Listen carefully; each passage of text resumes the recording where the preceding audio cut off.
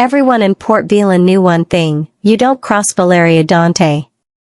They called her La Regina Nera, the Black Queen, the most feared mafia leader on the coast. Her empire stretched from the docks to the casinos, from the velvet underground bars to the marble mansions on the cliffs. People spoke her name with lowered voices, eyes darting around as if she could materialize from the shadows. I wasn't part of that world. At least, not until that night. My name is Ria Lane, a journalist who thrived on danger stories, corruption, politics, corporate conspiracies. But the criminal underworld? That was off limits. Not because I was afraid, but because no one survived after exposing the Dante Syndicate. Then I got a tip: a meeting was happening at the old lighthouse dock. Someone powerful. Someone untouchable. Someone the city feared. I grabbed my recorder, my camera, my notebook. I should have walked away. I should have thrown the tip into the nearest trash can. But curiosity, it claws at me like an old addiction. The dock was silent when I arrived, mist curling around the wooden planks like fingers.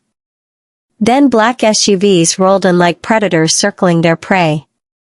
Men in tailored suits spilled out, tattoos up their necks, guns tucked under jackets, expressions cold enough to freeze blood. And then she stepped out. Valeria Dante. Her presence didn't walk into a room, it claimed it. Tall, sculpted, dressed in a black suit that fit like a second skin, her jaw sharp enough to cut glass. Her eyes, cold silver with flecks of storm, moved slowly, deliberately, landing on every soul with a quiet dominance that made everyone stand straighter. Everyone except me, apparently. Because when she noticed me hiding behind the crates, notebook trembling in my hands, something electric crossed her gaze. A smirk. "Bring her out," she said softly, too softly. 2 guards dragged me in front of her. My knees hit the dock. My heart hammered. I expected punishment. Threats. Maybe a clean disappearance. What I didn't expect was for Valeria Dante to circle me like a predator studying prey. "You're not scared of me," she said. It wasn't a question. "I'm aware of who you are.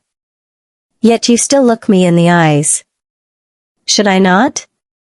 Her smile sharpened. "Most people don't." Her men looked baffled, as if waiting for her to snap her fingers and have me tossed into the sea. But Valeria waved them back with a flick of her wrist. "Let her up." I stood. My knees almost buckled, but I forced myself steady. She stepped closer. Close enough that I could smell her perfume, dark amber and rain-soaked cedar. Her gaze swept down to my hands. "You're shaking." "It's cold," I lied. She hummed. "No. It's me." "I like that better."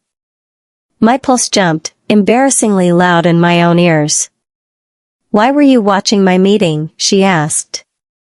"I got a tip. Someone wanted your operation exposed." She raised a brow. "And you thought you could handle that alone?" "I'm not afraid of your reputation." "You should be." Her voice dipped lower, intimate, hypnotic. A warning wrapped in a promise. But fear wasn't what burned through me. It was something far more dangerous. Intrigue. "You could have killed me already," I said quietly. "True. But you didn't." A slow smile tugged at her lips. "You interest me, Ria Lane." I swallowed. "That's not really reassuring." "Good." Her eyes glinted. "If you were comfortable, I'd be doing something wrong." Her men exchanged confused looks again, clearly unused to this side of their queen. Then Valeria leaned forward, her breath brushing my ear. "You're coming with me." My heart stopped. "Why?" Because I want to know, she whispered, why a brave little journalist walked into the jaws of the lion, and dared to bare her teeth. It wasn't a request. 2 SUVs flanked us as she guided me toward her car with a hand at the small of my back. Is this kidnapping? I asked. Her penthouse overlooked the entire city, a cathedral of glass perched above the chaos. Inside, everything was immaculate, expensive, deliberately placed. Except me. I stood awkwardly near the window while Valeria poured 2 glasses of wine. When she approached, she offered one to me. I didn't take it. She arched an eyebrow. Not thirsty? No. I don't drink with strangers who could potentially kill me. She laughed softly. And yet you ride in my car. Fascinating. I crossed my arms. What do you want from me? Her eyes gleamed, dark and assessing. I want honesty. That's ironic. Perhaps. She took a sip of wine. But I'm offering you the chance to explain yourself. I hesitated. Then took a breath. I wanted a story. Something real. Something dangerous. Something that shook the world. And you thought exposing me would do that? I thought, maybe revealing the truth about your syndicate would do something good. She walked closer. And now? Her presence wrapped around me like smoke. I swallowed. Now. I realize I don't know what to think. She studied me for a long, quiet moment, her silver eyes softening at the edges. You're bold, she said. Too bold for your own safety. Is that a threat? It's a compliment. She stepped even closer. I felt heat rise to my face. I don't understand you, I whispered. That's fine. Her voice dropped to a velvet murmur. Most people don't. Why am I here, Valeria? She looked at me with a hungry calm, like she was peeling back layers of my soul. Because in front of my entire crew, you challenged me. She lifted my chin with her fingers. And no one has done that in years. My breath hitched. You should fear me, she whispered. I don't. Liar. Her thumb traced my jawline, slow, deliberate. I can feel your pulse. I know exactly what I do to you. The air thickened. Dangerous. Electric. But she didn't kiss me. She didn't touch me again. I didn't sleep. Not because of fear, but because every time I closed my eyes, Valeria's voice, her gaze, her nearness replayed in my mind like a fever I couldn't shake. At dawn, I found her on the balcony, hair loose, wearing a black silk robe that clung like liquid shadow. You're awake early, she said. So are you. I don't sleep well when I'm curious. And you're curious about me? Her mouth curved. Very. She handed me a mug of coffee she'd made herself. The Mafia Queen. Making coffee. If your story about me goes public, she said calmly, you will start a war in this city. That hit me hard. I never wanted innocent people hurt. And yet you followed my men to the docks. Because I wanted truth. She stepped closer. Then let me give it to you. Her robe caught the morning light as she turned, revealing faint scars etched along her shoulder, old, healed, but unmistakably earned. You think I enjoy being feared? She asked quietly. That power happens without blood? I shook my head. Then understand this, I built my empire because someone needed to stop monsters far worse than me. Something in her voice cracked, barely. Just enough for me to see the woman beneath the legend. Then what am I supposed to do? I whispered. Stay. Learn. Let me show you what my world truly is. That sounds like corruption. No. She touched my cheek, gently this time. That sounds like trust. The city woke below us, horns, distant voices, waves hitting the cliffs, but all I could feel was her. Why me? I asked. Her hand slid to the back of my neck, her thumb grazing my hairline. Because you face me, she murmured. Because you don't look away. Her breath brushed my lips, warm, soft, intoxicating. I didn't move. She didn't move. The moment between us stretched, fragile and burning. Then, a gunshot shattered the morning. Valeria grabbed me, pulling me behind her as glass exploded. Down, she shouted. Her guards rushed in. The penthouse went into lockdown, steel shutters sliding over glass, alarms silencing, guards lining every exit. But none of that mattered. Valeria hadn't let go of my hand. She led me into a hidden room beneath the main staircase, a secure, dimly lit bunker lined with monitors. Her jaw was tight, her breath sharp. Someone tried to kill you, she said. No. They were aiming for you. She shook her head. They fired the moment you stepped outside. That was intentional. A cold weight settled in my chest. Because I crossed you, I whispered. No. Her eyes softened. Because you matter to me now. She said it like a confession she'd fought against. My chest tightened. Valeria. She stepped closer, close enough that her forehead touched mine. I don't get attached, she murmured.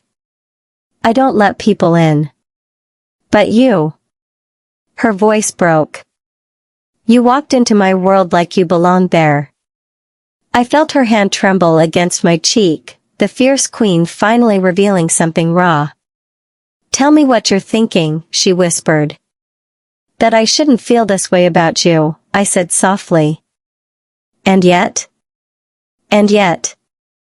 I swallowed hard. I do. Her breath hitched. For a moment, all the danger around us faded, the sniper, the shadows, the empire built on blood.